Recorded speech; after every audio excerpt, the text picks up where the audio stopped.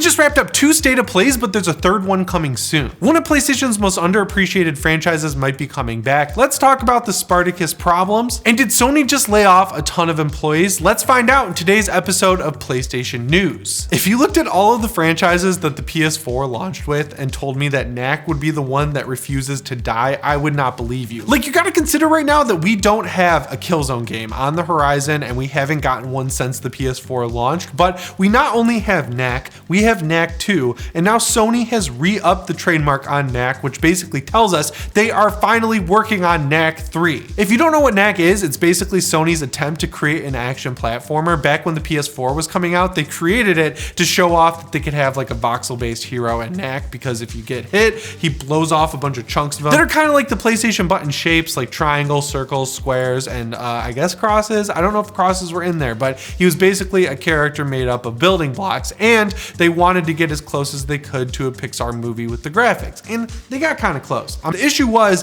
that the gameplay was kind of simple, so then they went back to the drawing board, came back with Knack 2, and it was just a little bit better and kind of polished things up, and people generally liked it. The problem is people just don't really seem to care all that much about action platformers on the PlayStation side of the fence. We've had stuff like Sackboy's Big Adventure, which, you know, no one really talks about. That's like the forgotten launch title for the PS5. And on the PS4, we had Little Big Planet 3, and once again, no one really talked about it. And as far as the Little Big Planet franchise is concerned, it's pretty much dead. But since Knack was basically dreamed up by Mark Cerny to show off all the features that he basically put into the PS4, it would make sense that he wants to bring back Knack once again to show off the graphical prowess of the PS5. Because if you compare the PS5 to the launch PS4, the PS5 can do a whole lot of different things. I'm just curious if this is going to be a tech demo like what we got with Astro's Playroom, or if it's going to be a full price game, because I just feel like Knack, as funny as a meme as he is, isn't really going to push a $70 game into people's hands. But if you're the biggest Knack fan out there, make sure you let me know down in the comments below, and I just want to talk to you. This is a really weird game to have a fandom, I'm not gonna lie. So we've had a couple days to think about this whole PlayStation Game Pass competitor, the upgrade to PlayStation Plus, which is giving us PlayStation Plus Essential, PlayStation Plus Extra, and PlayStation Plus Premium. The gist of it is, if you have PlayStation Plus Essential, that's basically what you have now. PlayStation Plus Extra is giving you a big library of older games to download to your PlayStation 5, and PlayStation Plus Premium gives you that big PlayStation library plus PS2, PS1, and PSP games that you can download natively to your PS5, and then you can still stream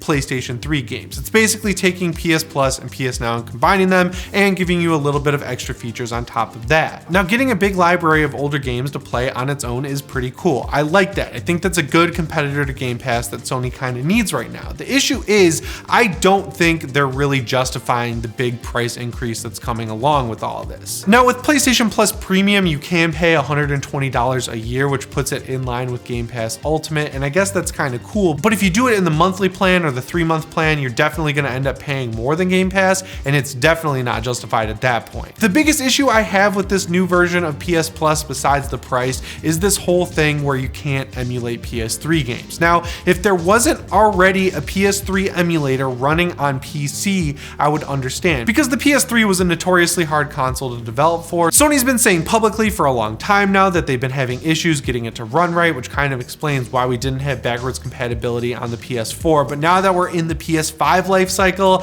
I'm finding it harder and harder to justify the lack of backwards compatibility. When you look at what you can do on the Xbox Series X, which is take your Xbox games or your Xbox 360 games or your Xbox One games, I know that doesn't really count since these are really just upgraded versions of the last gen consoles. You can take those discs though, put them right in your Xbox, and it'll download the game to your console and you'll be able to play.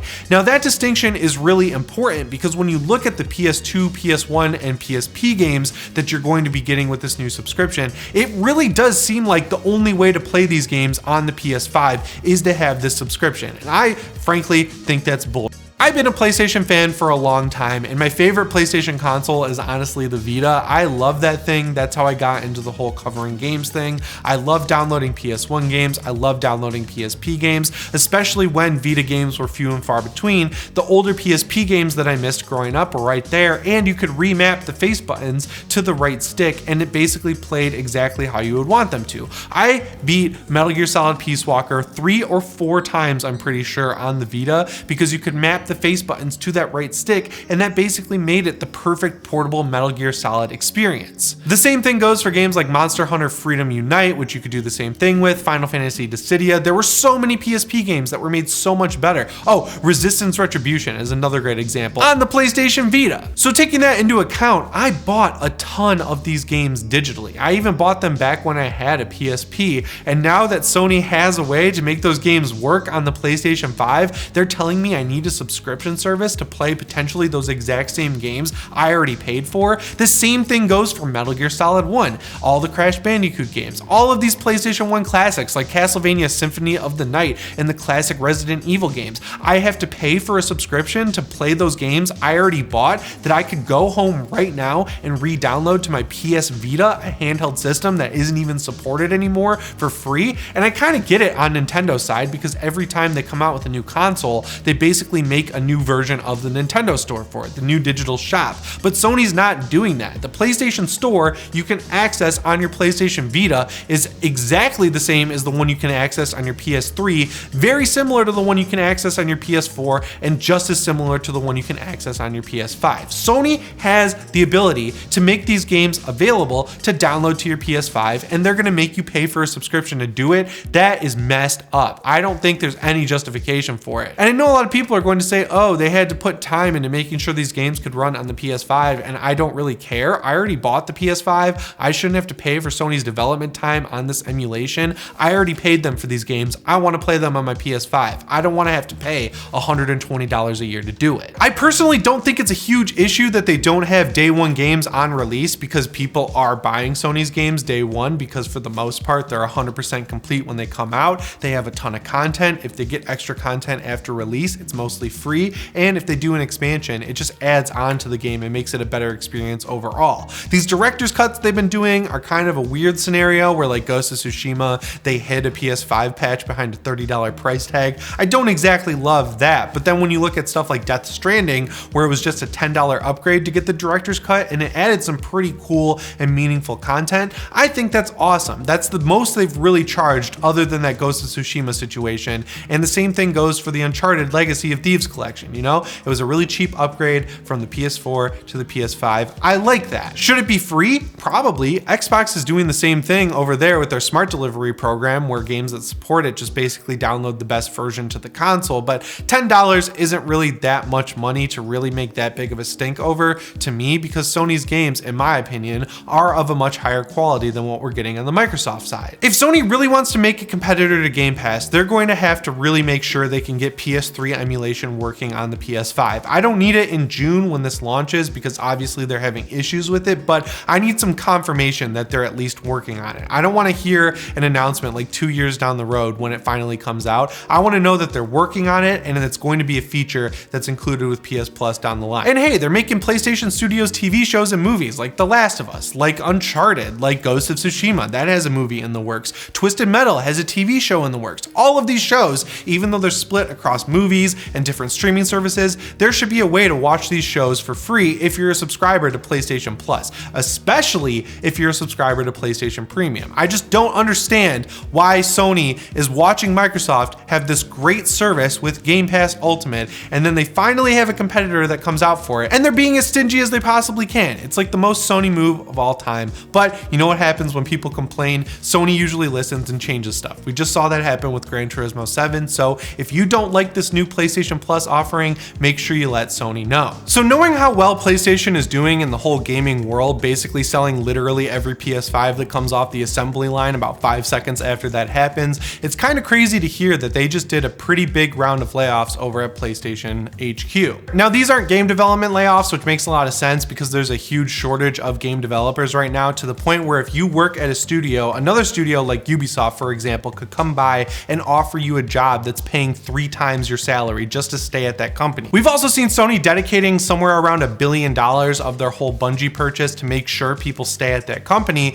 because it's just so lucrative in the gaming industry right now if you're a developer because of this shortage. Where these layoffs are happening is basically in the PR and marketing department, and when you look at who exactly they're laying off, it kind of makes sense why these roles aren't necessary anymore. One of the big roles they're laying off is a person who would go into like a Best Buy and make sure that the people working at Best Buy are knowledgeable about the PlayStation 5 when they're selling it. The reason that probably wouldn't be so necessary anymore is that getting a PS5 by just walking into a store is pretty much impossible. They know that their audience is in tune with the PlayStation brand, and pretty much anyone who wants a PS5 has been reading news stories or watching videos here on PSReady and knows literally everything they possibly need to know about the PS5, so paying an entire person's salary to make sure they can walk into a Best Buy and make sure the Best Buy employee knows about the PS5, I can see why someone at Sony would kind of see that as redundant. Now, I wish what they would have done is given these people a different role within the marketing department, because what you see with layoffs is right after a bunch of jobs open back up, that's kind of like a bad thing that happens, and I don't like that because people losing their jobs sucks. But again, I can just kind of see why Sony's sort of reorganizing their marketing department a little bit. And that issue I was just talking about, where when layoffs happen, a lot of new roles open up, is already starting with this scenario. Basically, Sony is hiring a lot of people to push subscription services. Now, after what we just talked about, the new version of PlayStation Plus,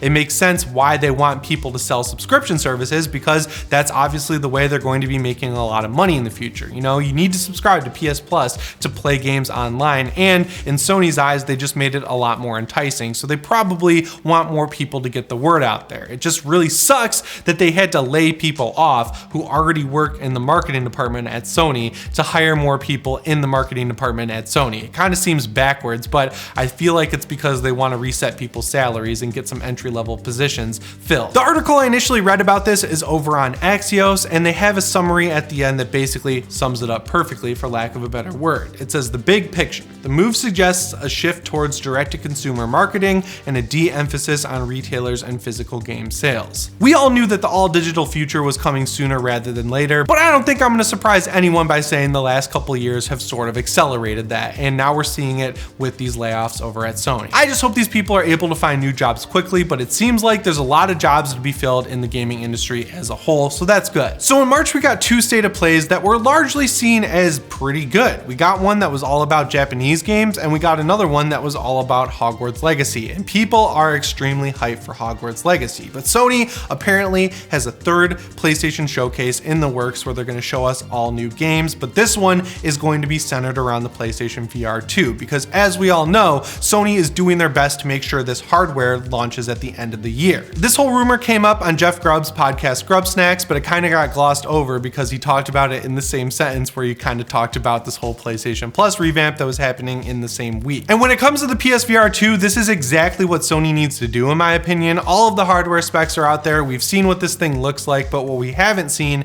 is a lot of games that really make it seem like it's worth buying. They showed off that Horizon game. A lot of the gameplay in it was on rails, and it didn't really look all that new compared to what we already have on PlayStation VR, especially when you consider that a launch game for the headset was Until Dawn Rush of Blood. Over on the Oculus Quest 2, there are some pretty cool and big experiences. You've got The Walking Dead Saints and Sinners. I'd love to see a more full-featured, better graphics version of that running on the PlayStation 5. There's a really cool VR game called After the Fall, which is already available on PlayStation VR, Oculus Quest 2, and on the PC, and it has crossplay between all of those devices. It's basically like a new version of Left 4 Dead from the developers of Arizona Sunshine. And of course, Resident Evil Village is sitting right there, just completely waiting for a full VR expansion, because that's exactly what we have in Resident Evil 7 on the PS4. And if Capcom is really feeling cool, they could upgrade that Resident Evil 7 VR port to look and run better on the PSVR 2. Unlike with the PSVR 1's launch, there are a ton of games now on VR that look and play as well as 2D games do on a regular game console.